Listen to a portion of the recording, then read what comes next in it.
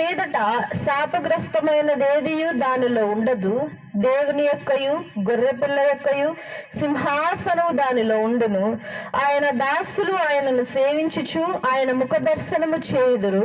ఆయన నామము వారి నొసళ్ళ యందుండును. నొసళ్ళు అంటే నుదురు మీద ఆయన నామం ఉంటది. ఏంటి ఆ నామం? ఆయన నామం ఏంటి? యెహోవా.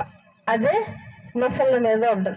ఇప్పుడు రాబోయేటువంటి ముద్ర ఏంటి నొసళ్ళ మీద ఉండేది?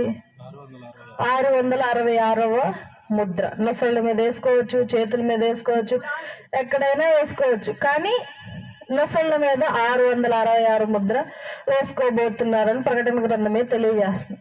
అయితే పరలోకంలోనికి వెళ్ళే వాళ్ళల్లో ఎటువంటి దోషము కల్మషము ఉండదంట.